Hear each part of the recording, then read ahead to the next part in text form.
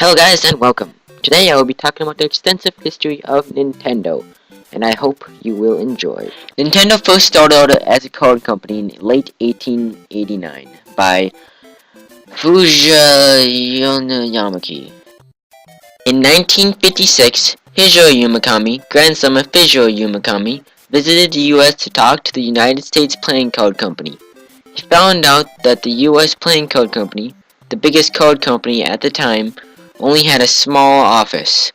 Because of this, Yumikami decided the card company business didn't have much potential and decided to change the company. In 1963, Nintendo officially changed its name from Nintendo Playing Card Co. to just Nintendo Co. Between 1963 and 1968, Nintendo experimented with many different things to further business, such as the taxi company, a TV network, a food company selling instant rice, and several other things. In 1966, Nintendo moved into the toy industry with the Ultra Hand, developed by Gunpei Yokoi. Nintendo created a few more toys such as the Ultra Machine, Love Testers, and more. Even after some success, Nintendo struggled to keep up with other popular toy companies such as Bandai and Tommy. In 1973, Nintendo shifted their focus to family entertainment with the laser clay shooting ranges. They also created a few arcade games based on this for the emerging arcade scene. The ranges soon had to be shut down due to excessive costs. In 1997, Nintendo began to produce the color TV game, home console. These were also known as Pong. A student product developer named Shigeru Miyamoto was hired by Nintendo at this time.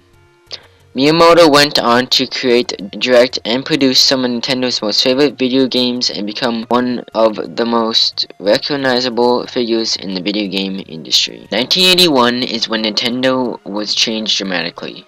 This is the year they released a famous video game called Donkey Kong to the arcades. This game provided an early iteration of Mario, known then as Jumpman, and the eventual mascot of the company.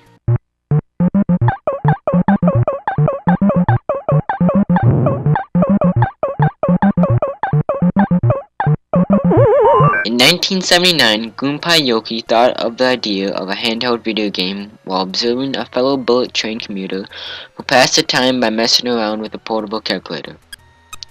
This gave birth to Nintendo's first handheld game, the Game & Watch.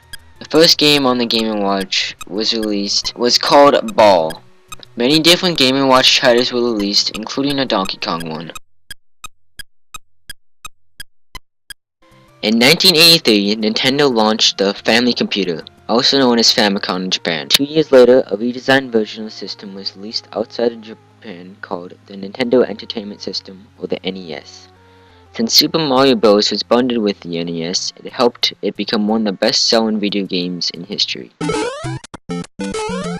In 1988, Gunpei Yokoi thought of the new Game Boy handheld system with the purpose of merging the Game & Watch portability along with the NES cartridge interchangeability. The Game Boy was bundled with Tetris, which made the pair an instant success. In 1989, Nintendo announced the Super Famicom, which would be the successor to the Famicom. The Super Famicom was based on a 16-bit processor over the 8-bit processor in the Famicom.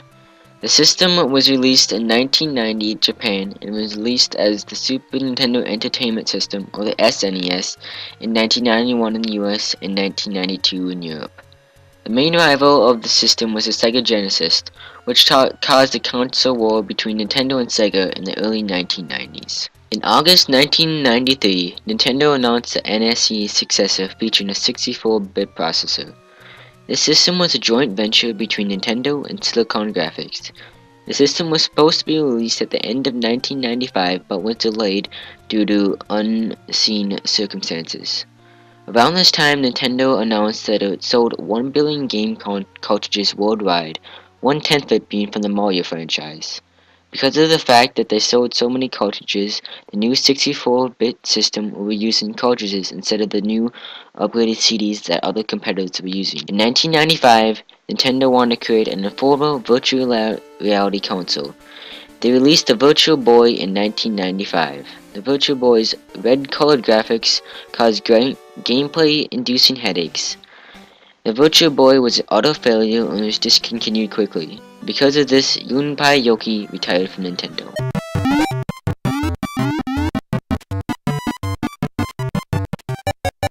In 1996, Nintendo finally released the Nintendo 64, the 64-bit system. Because of the limitations of it being cartridge-based, it sold worse than their competitor Sony PlayStations.